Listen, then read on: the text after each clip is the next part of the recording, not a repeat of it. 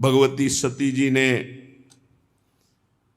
अपने शरीर को योगाग्नि में भस्म करते समय एक वरदान मांगा कि जन्म जन्म भगवान शिव हमारे पति रूप में हो, और शिवमय भाव करके शरीर को छोड़ दिया।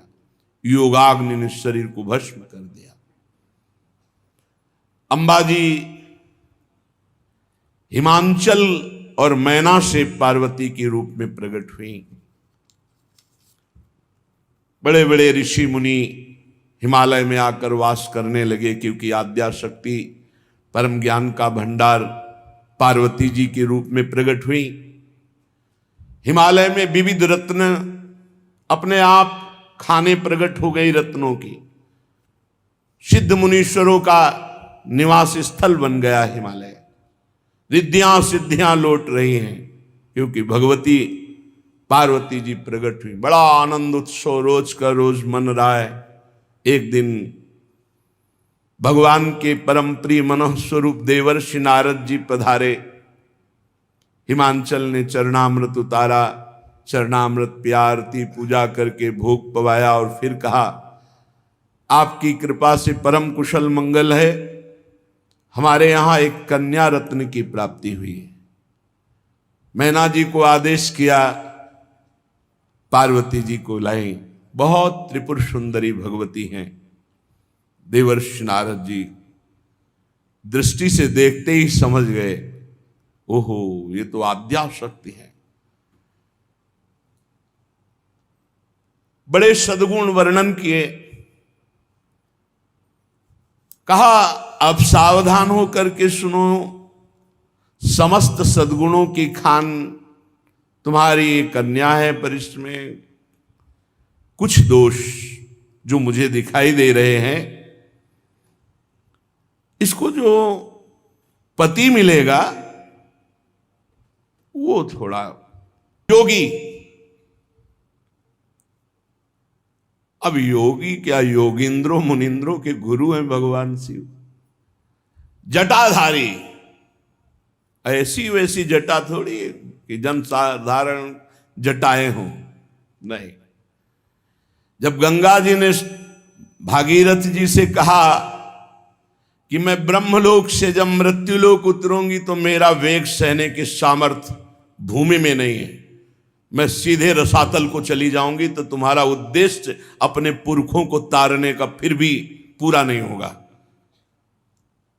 और दूसरी बात, जब मैं भूतल पे जाऊंगी, पापी लोग स्पर्श करेंगे, मैं मलिन हो जाऊंगी, तो मुझे निर्मल कौन करेगा? इन दो प्रश्नों का समाधान लाओ, मैं ब्रह्म कमंडल से तुम्हारे साथ चल दूंगी। पहला समाधान देवादिदेव महादेव जी के समीप जाकर हुआ। आराधना की, भगवान शिव प्रसन्न हुए, प्रकट हुए। क्या?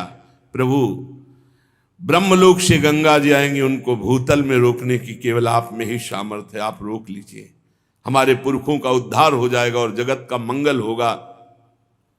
दूसरी बात, विचार के द्वारा दूसरे प्रश्न का हल हुआ, और गंगा जी से कहा शिव रोकेंगे, तो गंगा जी ने सोचा कि कैसे हमारे वेग को शिव रोकेंगे। दूसरे प्रश्न का समाधान भगीरथ जी ने कहा, हमारे देश के पावन जो भजनानंदी प्रेमी महात्मा है, भगवत प्राप्त हो, जब स्पर्श करेंगे तो आप निष्पाप हो जाएंगी। समाधान दोनों प्रश्नों का हुआ। गंगा जी बड़े वेग से चली। भगवान शिव नेत्रों से भी गंगा जी को रोक सकते थे, संकल्प से रोक सकते थे, लेकिन भगवान श्री हरि का चरणोदक है तो जटा खोल दिया। गंगा जी को लगा जटाओं में कैसे रोक पाएंगे, लेकिन भगवान शिव ऐसी जटा थोड़ी है। जटा कटा संभ्रमम भ्रमम विलंब निर्झरी विलोलवी चिवल्लरी विराजमान मूर्धनी। भूल गई गंगा जी निकलना जटा रूपी कटाह में, और बांध लिया। भगीरथ ने कहा, प्रभु हमारा उद्देश्य तो फिर एक जटा खोली, जिससे 3 धाराएं, अलकनंदा आकाश गंगा, देव गंगा, मंदाकिनी पाताल गंगा, और भागीरथी गंगा मृत्यु लोक में। वो शिव हैं जिनकी जटा रूपी कटाह में गंगा जी को रास्ता ही नहीं मिला। भूल गई, गंगा जी को जटा रूपी कड़ाह से निकालने का रास्ता ही नहीं। जब भगवान शिव ने दिया, तब ऐसी जटा जूटधारी और कह रहे अकाम, काम है ही नहीं उनके हृदय में, तो अकाम मन। और कभी दिगंबर रहते हैं, कभी बागंबर धारण कर लिया, और अमंगल वेश, चिता की भस्म लगाना, मुंडों की माला पहनना, सांप बिच्छी के आभूषण धारण करना, भूत प्रेतों का साथ करना। अस स्वामी यही का मिली परिहस्त श्रेख। माता जी तो प्रसन्न हो गई सुनकर के कि भगवान हमारे प्राण प्रीतम शिव का इस हमारी रेखा में लिखा हुआ है पति रूप में वर्ण करना। लेकिन मैना हिमवान सखियां सब शोक अश्रु विमोचन करने लगी।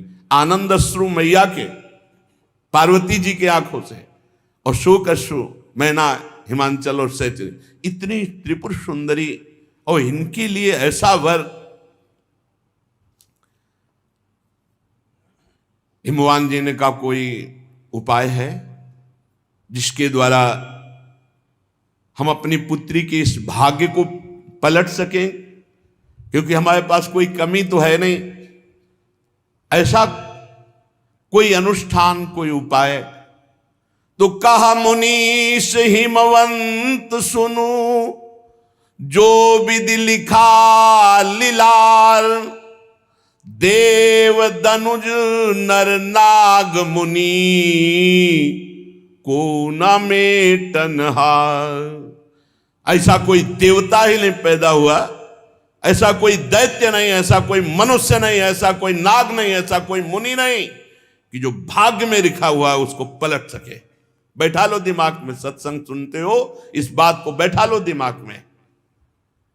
कहीं भटकने की जरूरत नहीं कि कोई तुम्हारे छूछा कर देगा, तुम्हारा भाग्य पलट जाएगा। गोत्र सिंह जी, तुम्हारे भाग्य में जो दुख सुख जहां भाग के जाओ वो भोगना पड़ेगा, तुम्हें भोगना पड़ेगा, अवश्य में भोक्तव्यम। हिमवान ने कहा कि प्रभु फिर कोई उपाय नहीं कि रेखा पलटी जा सके। देवर्षि नारद जी ने कहा एक उपाय सूझ रहा है, यदि भगवान सहायता कर दें तो कार्य सिद्ध हो सकता है। जैसी रेखा में दूल्हा के लक्षण लिखे हैं वो सब भगवान शिव पर हैं, वो अगर भगवान शिव से विवाह हो जाए तो सब गुण ही गुण, मंगल ही मंगल हो जाए। देखो भगवान शेष सैया पर सोते हैं पर कोई दोष थोड़ी लगाता है। भगवान सूर्य देव, अग्नि देव अच्छे बुरे सबका भक्षण कर जाते हैं पर कोई उनको बुरा थोड़ी कहता है। गंगा जी में शुभ अशुभ सब बहता है पर कोई गंगा जी को अपवित्र थोड़ी कर सकता है। गंगा जी, सूर्य, अग्नि, ये सब भगवत स्वरूप है। यदि कोई इन महापुरुषों की होड़ करे तो कल्प भर के लिए नरक पड़ेगा जाके। कहीं जीव ईश्वर की कोटि के महापुरुषों की समानता कर सकता है? ऐसे ही जीव इसकी समानता नहीं कर सकता। ईश में तन्मय हो जाता है, ईश में मिल जाता है, वो बात अलग है। भगवान शंकर समर्थ हैं क्योंकि वो भगवान है। इसलिए जितने हमने बात वर्णन किए सब महादेव जी में मिलते हो। महादेव जी को प्राप्त करना बड़ा कठिन है, पर वो आशुतोष हैं, यदि चाहें तो बहुत जल्दी प्रसन्न हो सकते हैं। आराधना कठिन है, दुराराध्य पे आए महेशु, पर आशुतोष पुण्य किए कलेशु। यदि वो कृपा करें और देख लें कि हमारे लिए तड़प रहा तो बड़ी जल्दी प्रसन्न हो जाते हैं। जो यदि तुम्हारी कन्या तप करे और भगवान शिव कृपा करें तो भाल की रेखा को मिटाने की सामर्थ्य भगवान शंकर में। भावी मेट सके त्रिपुरारी। अब हम एक शब्द में कह सकते हैं कि परम मंगल तुम्हारी पुत्री का भगवान शिव को पति रूप में वर्ण करने से। भगवान शिव बहुत जल्दी वरदान देने वालों में, शरणागत के भय का भंजन करने वाले, कृपा सिंधु सेवक, अपने भक्त के मन को आनंद प्रदान करने वाले हैं। शिव जी की आराधना किए बिना करोड़ों योग और करोड़ों प्रकार की साधना कभी मनवांछित फल नहीं दे सकती। भगवान श्री हरि का स्मरण करते हुए नारायण नारायण नारायण, और पार्वती जी को आशीष दिया और कहा पर्वतराज हिमवान आप तुम निश्चिंत हो जाओ, इसका परम मंगल होगा। वीणा में नारायण नाम की ध्वनि करते हुए विचरणशील महात्मा है नारद जी, ब्रह्मलोक की तरफ चले गए। अब आगे जो चरित्र हुआ सुनो। उनके जाते ही मैना ने हिमवान जी से कहा मैं मुनि के वचनों का अर्थ नहीं समझ पाई। क्या कह रहे थे देवर्षि नारद जी? हम आपसे कह रहे हैं सुन लो, जो आपसे एक बात कह रहे हैं, यदि हमारी पार्वती के अनुकूल कुल और वर होगा तो विवाह करूंगी, नहीं तो चाहे जीवन भर कुंवारी कन्या रहे, हम ऐसे वैसे से ब्याह करने वाली नहीं। पार्वती मुझको प्राणों से भी अधिक प्रिय हैं, ये हम आपको बात बता रहे हैं। यदि आपने विचार पूर्वक पार्वती की योग्य वर वरण नहीं किया तो लोग कहेंगे कि पर्वत तो जड़ होता ही है ना। तो इसलिए हम आपसे कह रहे हैं विवाह सुयोग्य वर के साथ, जिससे पीछे हृदय में जलना ना पड़े। और चरण पकड़ लिया हिमवान के, मस्तक रख दिया मैना जी ने। तब हिमवान ने उठाया और कहा आप कैसी बात कर रहे हो? आप क्या समझती हो हम किसी को भी पार्वती जी दे देंगे? पर इतना जरूर समझ लो, देव ऋषि नारद के वचन कभी अन्यथा नहीं हो सकते। आप क्यों व्यर्थ का चिंतन करो, श्री भगवान का भजन करो। जिन्होंने पार्वती की रचना रची है वही वर की भी रचना रचे होंगे, उनका कल्याण करेंगे। आप तो केवल भगवद स्मरण करो। हिमवान ने कहा यदि तुम्हें अपनी कन्या पर प्रेम है, बहुत प्रेम है, तो वही शिक्षा दो जो देवर्षि नारद जी ने कहा। ये तपस्या करे और इसको वर रूप में भगवान शिव मिले, दूसरा कोई उपाय नहीं है। नारद जी के वचन रहस्य युक्त हैं, सकारण है, कोई व्यर्थ नहीं। और शिव जी तो समस्त गुणों से विभूषित, गुणों के भंडार, जगत बंदनी है। संदेह छोड़ो, भगवान शिव निष्कलंक है और उनको पति रूप में प्राप्त करने के लिए पार्वती जी को प्रेरणा करो कि वो तपस्या करें। अपने प्रीतम हिमवान से एकांत वार्ता करके मैना जी पार्वती जी के समीप गई और बड़ा दुलार करके गोद में बैठाला। भी नौ किशोर अवस्था की तरफ माता जी का पदार्पण हो रहा है। बार बार हृदय से लगा रही, माथा चूम रही, गला भराया। पार्वती जी सर्वज्ञ हैं। माता जी के मन की बात जान करके बोली कि मैं जान रही हूं आप जो बोलना चाहती हैं, आप प्रेम विवशतावश बोल नहीं पा रही। भैया मैंने एक स्वप्न देखा है, एक बड़े तेजो में गौरवर्ण के ब्राह्मण आकर मुझे उपदेश कर रहे हैं। उन्होंने स्वप्न में आदेश किया है कि हे पर्वत राजकुमारी तुम जाकर तपस्या करो, भगवान नारद जी ने जो कहा है वो सत्य होगा, भगवान शिव तुम्हें पति रूप में प्राप्त होंगे, जाओ। माता जी ने कहा ये तो मेरे मुख की बात छीन ली, यही मैं कहने आ रही थी, यही तुम्हारे पिताजी ने हमें प्रेरित किया कि मैं ऐसा। बड़े सुखी हुए हिमवान और मैना जी। तपस्या एक बहुत भगवान को प्राप्त करने के लिए बड़ा बल है। जो कष्ट सहते हुए भजन करता है बहुत जल्दी भगवत प्राप्ति होती है।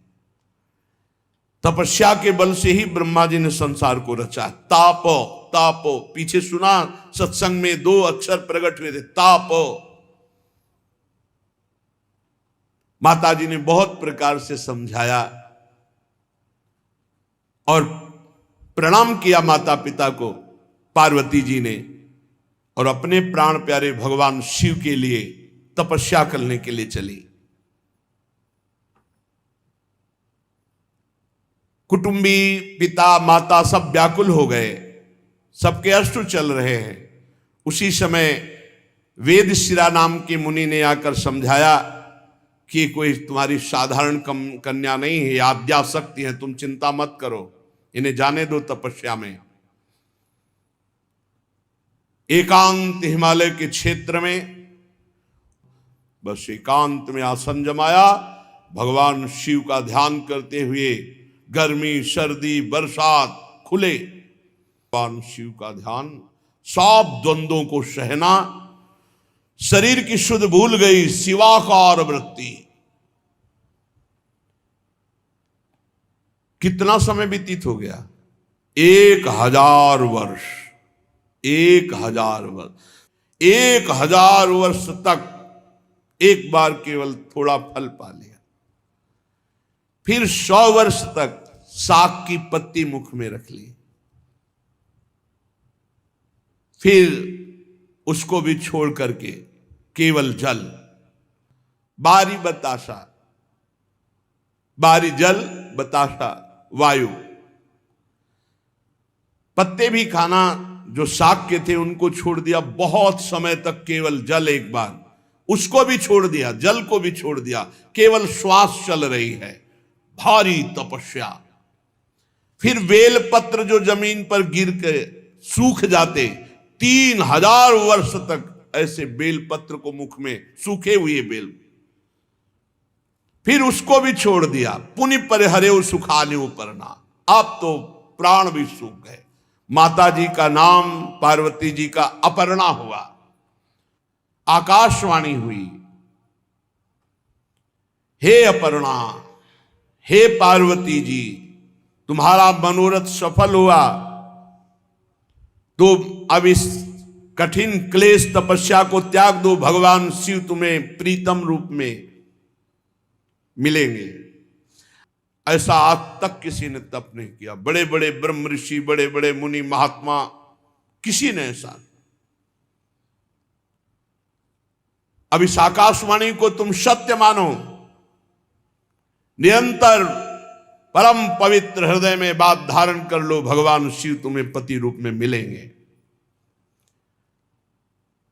तुम्हारे पिता तुम्हें बुलाने के लिए आएंगे, ब्रह्मा जी की प्रेरणा से तुम्हें हट छोड़ करके पिता की आज्ञा का पालन करना चाहिए। जान लेना, जब पिता बुलाने आए, सप्तऋषि मिले, मेरी वाणी सत्य है, ऐसी आकाशवाणी हुई, पुलकित हो गए, सफल मनोरथ हो गया। कितना सौभाग्य, प्रीतम रूप में भगवान शिव मिलेंगे। अब इधर भगवान शंकर की दशा विचित्र है। सती स्वरूप से शरीर त्याग करके पार्वती रूप में भगवान शिव के लिए तपपरायण अंबा जी, पार्वती जी, लेकिन समाधि हर समय स्वरूप में स्थित सच्चिदानंद भगवान शिव, मोह रहित, मद रहित, काम रहित, भगवान आत्मस्वरूप प्रभु के निरंतर चिंतन में मगन, कभी समाधिस्थ, कभी उन्मत्त विचरण कर रहे, असंग। कभी कभी कोई मुनि जन आ जाते, प्रश्न करते तो उपदेश कर रहे हैं। यद्यपि भगवान अकाम है, फिर भी सती जी के वियोग से दुखी है। सती जी बहुत प्रेम करते भगवान से, उसी प्रेम का चिंतन करके भगवान शिव कभी कभी विकल हो जाते। अकाम सिद्ध ज्ञान स्वरूप है, बोधमय है, लेकिन प्रेम की यही प्रबल महिमा है कि बोध स्वरूप जनक जी भी विरह को प्राप्त हो रहे। जब जानकी जी विदा हो रही, उनके भी अश्रु चल रहे। भगवान शिव निरंतर समाधिस्थ या मुनियों के साथ आत्मबोध की चर्चा। भगवान श्री हरि प्रकट हुए और कहा, प्रभु मैं एक प्रार्थना करना चाहता हूं आपसे। भगवान शंकर ने कहा, आदेश कीजिए। पार्वती जी का जन्म और तपस्या में संलग्नता और आकाशवाणी ये सब पूरी बात महादेव जी से बताया। सती जी का जन्म हो चुका है पार्वती के रूप में, और उन्होंने आपके लिए भारी तपस्या ठान रखी है। आकाशवाणी हुई है कि आप ही उनको पति रूप में प्राप्त होंगे। पूरा पार्वती चरित्र सुनाया और कहा प्रभु आप समाधि में मत बैठो, प्रभु हमारा ये जो वचन है विनय पूर्वक इसे स्वीकार करें, आप जाएं दूल्हा बने और पार्वती जी से विवाह करें, हमारी इच्छा है ऐसी। यहां जाय विवाहो शैलजय स्वामी रूप से कह रहे, या मोहि मांगे देव सेवक रूप से कह रहे। दोनों बातें यहां हरि जी ने प्रकट की कि आप हमारे स्वामी भी हैं, ये मोहि मांगे देव, और देखो आप हमको भी स्वामी मानते हो, इसलिए जाय विवाहो शैलजय हमारा आदेश है, आज्ञा है, जाओ विवाह करो पार्वती जी से। और या मोहि मांगे देव, प्रभु मैं आपसे मांग रहा हूं कि आप जाके विवाह करें। भगवान शिव ने कहा वैसे इस समय तो हमारी स्थिति विवाह की नहीं है। स्वामी की आज्ञा शिरोधार्य है, सिरधरि आयस करी तुम्हारा परम धर्म या नाथ हमारा। आपकी आज्ञा का पालन कर, यद्यपि काशी यद्यपि उचित असना है, इस समय जो हमारी स्थिति है वो आप जानते हैं प्रभु, पर आपकी आज्ञा, स्वामी की आज्ञा पालन करना ही सबसे बड़ा धर्म है। आप तो परम हितकारी हमारे हैं, आज्ञा सिर पर नाथ तुम्हारी। प्रभु की बात सुनकर शिव जी की भगवान बहुत संतुष्ट हुए और कहा अब उर राख्यो जो हम कहे हो, ध्यान रखना विवाह करना है आपको, नहीं फिर लगा दो समाधि 88,000 वर्ष की, तो विवाह करना है, ये बात हमारी बात। भगवान शिव ने कहा जैसी आपकी आज्ञा। भगवान श्री हरि अंतर ध्यान हो गए, इतने में देखा सप्तऋषि आए, भगवान देवादिदेव महादेव की दंडवत की। महादेव जी ने कहा बहुत अच्छे अवसर पर आए, जाओ एक सेवा तुम्हें दे रहे हैं। तुम पार्वती जी तप कर रही हैं मेरे लिए, तुम उनकी प्रेम परीक्षा लो और फिर परीक्षा में पास हो जाने पर हिमवान को प्रेरित करके उनको घर वापस करो, पार्वती जी का संदेह दूर कर दो, जाओ। प्रणाम किया, सप्तऋषि आज्ञा का पालन करते हुए पार्वती जी के पास पहुंचे। उस समय देखा मानो मूर्तिमान तपस्या बैठी वैसे भगवान शिव के ध्यान में मग्न अंबा। ऋषि जन गए तो सोचा माता जी आंख कैसे खोलेंगी। नमः पार्वती पते हार हार हार महादेव। माता जी ने आंख खोला, क्योंकि प्रीतम का नाम ही आंख खुलवा सकता है। सप्तऋषियों को देखा, आदर दिया, आओ विराजो।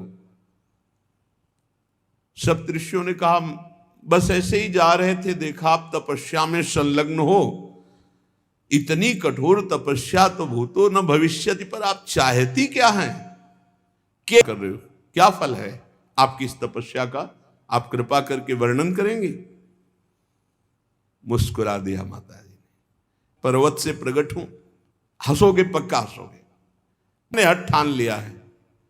हंसोगे इसलिए कि जैसे कोई बहती हुई प्रबल धारा को बालू के बांध से रोकना चाहे, ऐसे मैं रोकना चाहती हूं, क्योंकि मैं पर्वत से प्रकट हूं और मैं अपने गुरुदेव के वचन को कभी नहीं टाल सकती। तुम हमारा अविवेक देखकर हंस दोगे, क्योंकि मैं भगवान शिव को अपने सुहाग रूप में धारण करना चाहती हूं। मेरे भरतार, मेरे पति भगवान शिव हो, मानो मैं बिना पंखों के आकाश में उड़ना चाहती हूं। मेरी सामर्थ्य तो ऐसी नहीं,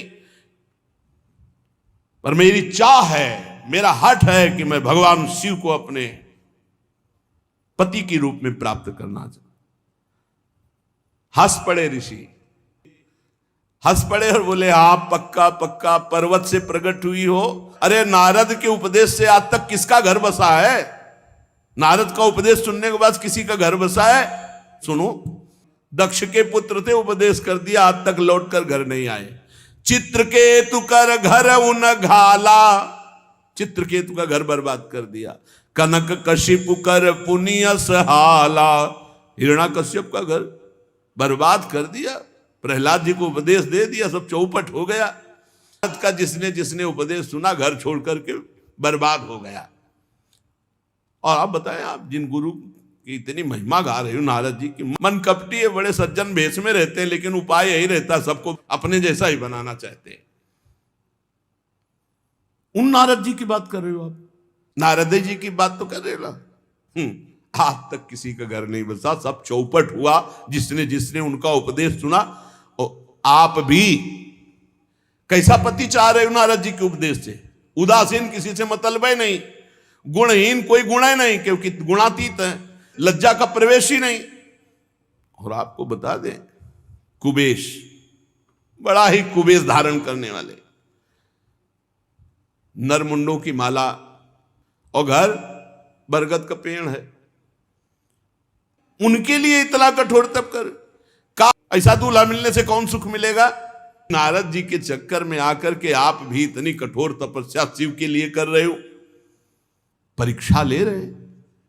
सप्त ऋषिजन माता जी की परीक्षा ले रहे। देखो अब स्थिति क्या है शिव की, हम बताएं आपको।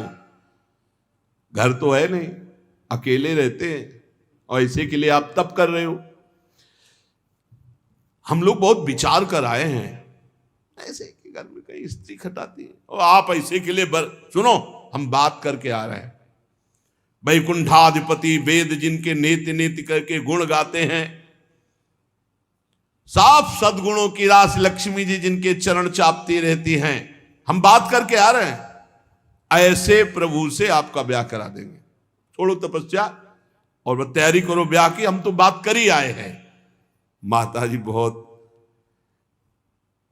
हंसते हुए कहा, अच्छा अच्छा, सत्य कहो गिरिश तनु एहा, सत्य सत्य कहा कि पहाड़ से, पर्वत से, जड़ पर्वत से हमारी उत्पत्ति हुई है। तो आपको यह भी पता होना चाहिए कि पर्वत को कोई डिगा नहीं सकता, चाहे जितना बड़ा तूफान आ जाए, तो हठ न छूट छूटे बरुदेहा। हम पर्वत से उत्पन्न हुई, हमारा हठ नहीं छूटेगा, भले शरीर छूट जाए। आपको पता होना चाहिए कि पर्वत से ही स्वर्ण की खानें पैदा होती है, और स्वर्ण को जितना जलाया जाता है उतना ही वो तेज प्रकाशित करता है। तुम जितना हमारे विपरीत बोलोगे उतनी हमारी निष्ठा और पक्की होगी। आपने नारद जी के प्रति, हमारे गुरुदेव के प्रति ऐसा कहा, क्यों कपटी हैं? तो आप सुन लीजिए, मैं अपने गुरुदेव नारद जी के वचन नहीं छोड़ सकती, चाहे भवन बसे, चाहे उजड़ जाए, आज ही सब नष्ट हो जाए, इसकी मुझे कोई परवाह नहीं। जिसको अपने गुरुदेव के वचनों पर विश्वास नहीं, उसे कभी भी सुख और सिद्धि की प्राप्ति नहीं हो सकती।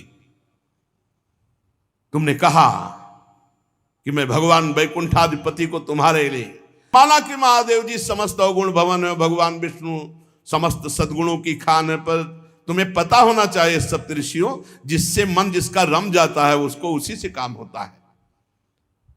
हाँ, अगर पहली बार तुम मिलते नारद जी से पहले, तो शायद तुम्हारी बात हम कुछ विचार करने का अवसर करती। अब तो यहां तुम्हारी कोई बात नहीं चलेगी। मैं अपना जन्म भगवान शंकर के लिए हार चुकी हूं, दे दिया अपना जीवन भगवान शिव को। वैसे आप बड़े कौतुकी दिखाई देते हो, विवाह की बातचीत करने में आपको बड़ा सुख मिलता है। तो हम आपको बता दें कि इस समय संसार में लाखों कन्याएं, लाखों दूल्हा है, जाके बात करो, आप उनके विवाह का आनंद लीजिए। हमारी अगर बात सुनना चाहते हो तो मेरी तो मैं करोड़ जन्म की बात कहती हूं, हर बार जन्म लूंगी और तपस्या करूंगी और पति रूप में भगवान देवादिदेव महादेव को प्राप्त करूंगी। अपने गुरुदेव नारद के उपदेश को नहीं छोड़ सकती, चाहे भगवान इष्ट शिव जी आकर सैकड़ों बार मुझे समझाएं तो भी नहीं मान सकती। सब ऋषि साष्टांग दंडवत हो गए क्योंकि वो आए ही थे परीक्षा ले ले। जय हो जय हो जय। अंबाजी ने कहा मैं तुम्हारे हाथ जोड़ती हूं, अब एक भी शब्द मत बोलना, जाओ यहां से, उनका जय हो जय हो जय हो, हे अम्बा हे भवानी आपकी सदा ही जय हो जय हो। आप और भगवान शिव अलग नहीं हैं, आप दोनों जगत के माता पिता हैं। साष्टांग दंडवत सप्तऋषि सर झुकाया और जय जयकार करके पुलकित होकर के चले गए।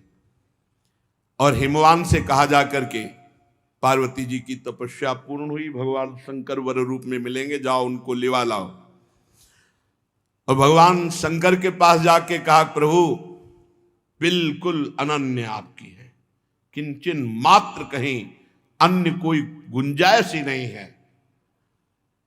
सप्तऋषि तो प्रणाम करके विचरण करने के लिए चल दिए, महादेव जी अंबा जी के अनुराग में डूब गए। इतना प्रेम उदय हुआ कि डूब जा रहे थे अंबा जी के प्रेम में। फिर मन को सावधान किया। भगवान जगत मंगल के लिए हर लीला करते हैं। उस समय एक भयानक राक्षस प्रकट हुआ था, तारकासुर। इतना प्रबल प्रतापी था कि तीनों लोक में कोई भी लोकपाल, कोई देवता, कोई ऋषि मुनि अपने श्राप से या अस्त्र शस्त्र से, दिव्यास्त्र से मार ही नहीं पा रहे थे तारकासुर को। अजर अमर जीता नहीं जा सकता था। सब ब्रह्मा जी के पास गए और ब्रह्मा जी से कहा कि हमें तो लग रहा है इस दैत्य की मृत्यु ही नहीं होगी, कोई भी देवताओं के अस्त्र शस्त्र, ऋषि मुनि के शाप और कुछ नहीं इसके ऊपर प्रभाव पड़ रहा। तो ब्रह्मा जी ने कहा मैं देखकर बता सकता हूं कि तुम जितने भी लोकपाल सब मिलकर मारो तो भी नहीं मारा जाएगा, इसे भगवान शंकर का पुत्र हो तब मारा जाएगा। भगवान सहायता करें। और मैं जो कह रहा हूं वो बात ध्यान से सुनो। सती जी ने दक्ष के यज्ञ में देह का त्याग किया और हिमांचल के घर में पार्वती जी के रूप में जन्म लिया। भगवान शंकर को पति बनाने के लिए घोर तप किया। इधर भगवान शिव जी तो सब कुछ छोड़े हुए पुनः समाधि में। जे भी पार्वती जी की सूचना मिली तो प्रेम में मगन होकर मन को संभाला और समाधि में गए।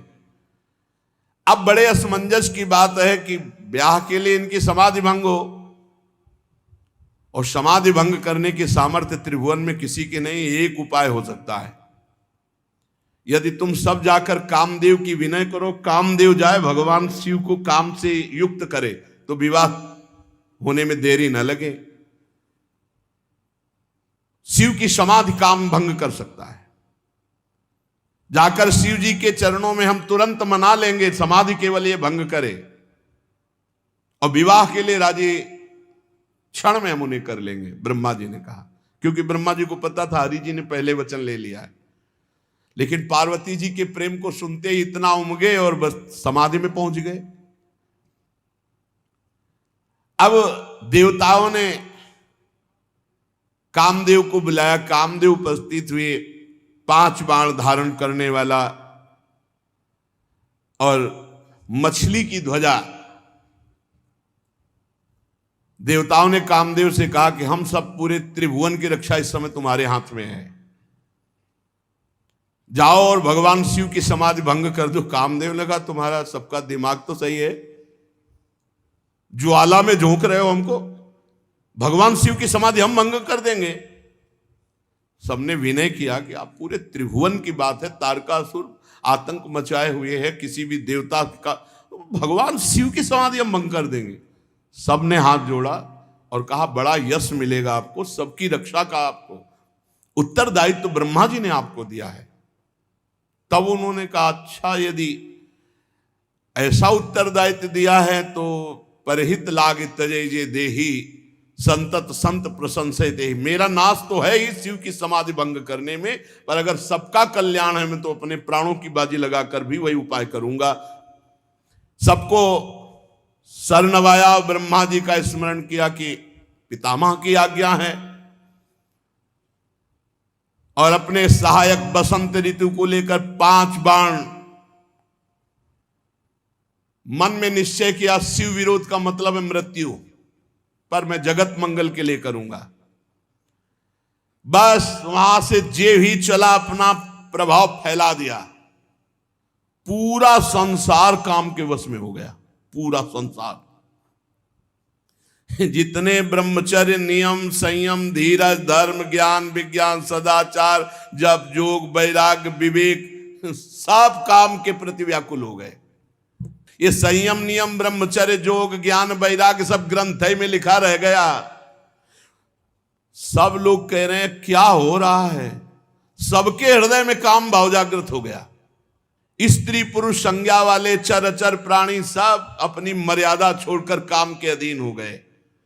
सबके हृदय में एक ही अभिलाषा, काम। बेलें वृक्षों में चढ़ने लगी, नदियां समुद्र में, ताल तलैयों सब जड़ में।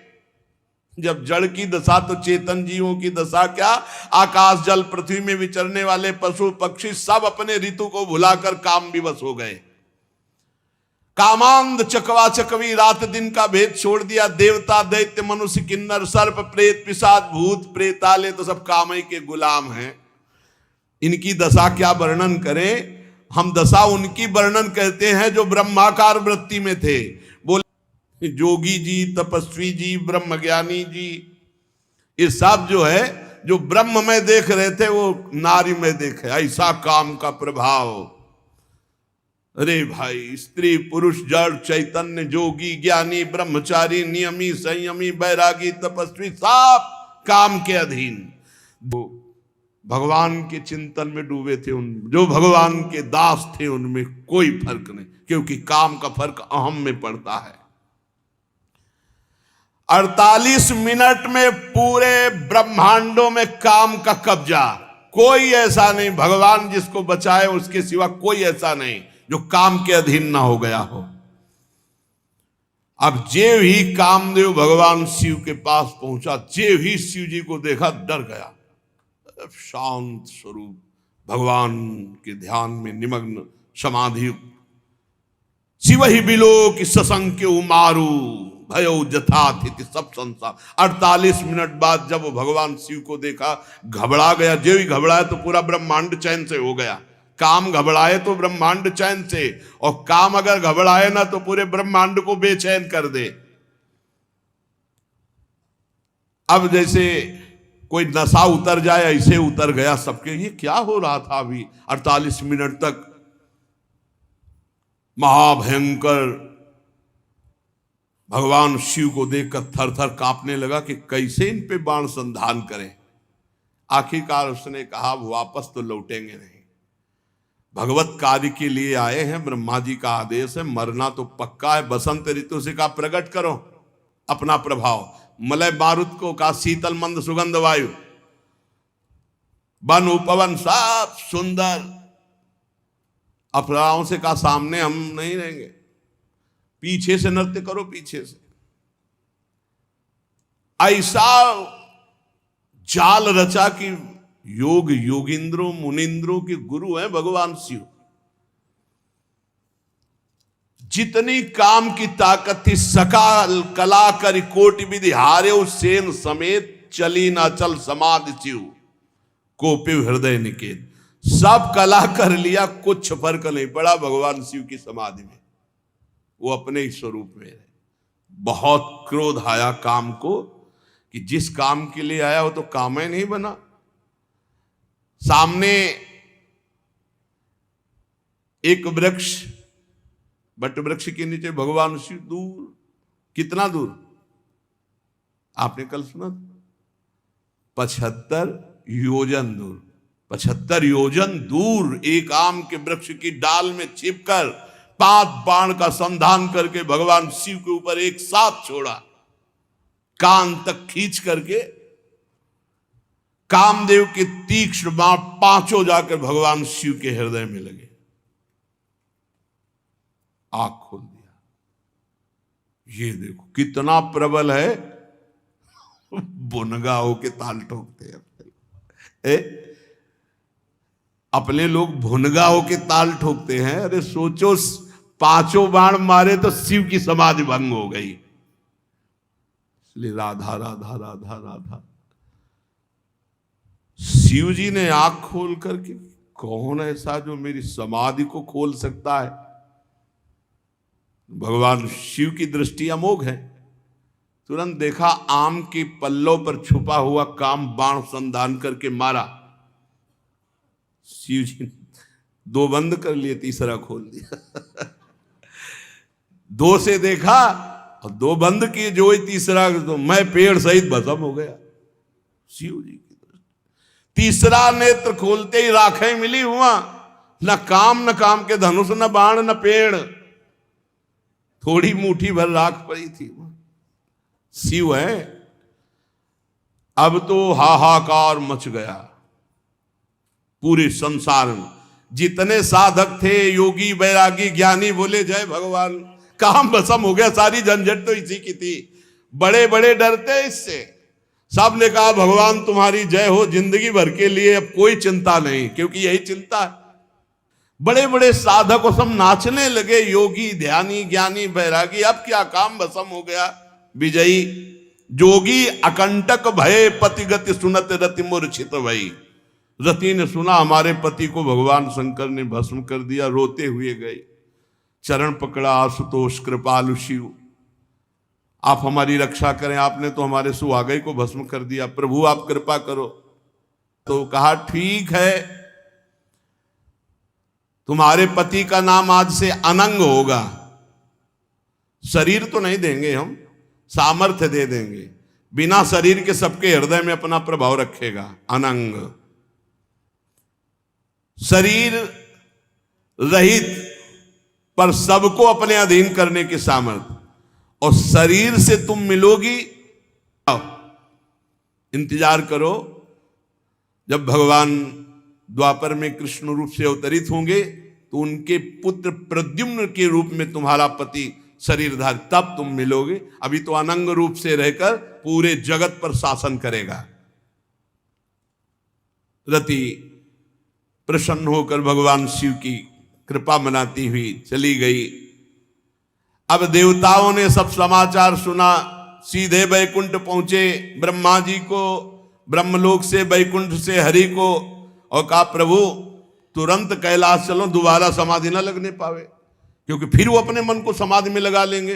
विवाह की बात तुरंत रख दो चल के, अब समय मत दो।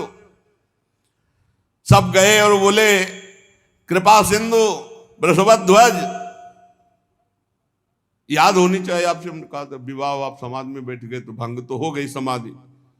आए सब, बोले प्रभु हम तो सब बाराती बनने के लिए बिल्कुल तैयार है, दूल्हा बन जाओ आप, और विवाह अब समय नहीं देंगे आपको समाधि का।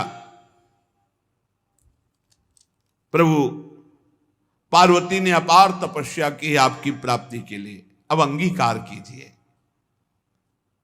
भगवान शिव मुस्कुराए। ब्रह्मा जी ने कहा, दुंदुभी बजना शुरू हो गई, जय हो। ब्रह्मा जी ने कहा सब तैयारी करो, बारात की तैयारी करो, क्योंकि इनके पास तैयार होने के लिए कोई व्यवस्था थोड़ी, सब तैयारी करो।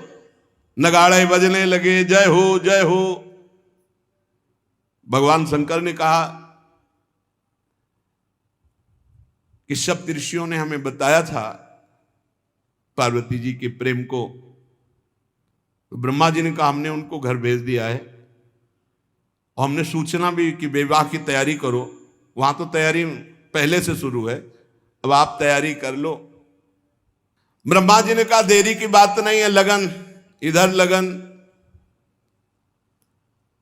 मंगल कलश हिमवान के दरवाजे पर, कैलाश में क्या मंगल कलश, सुमन वृष्टि हो रही है।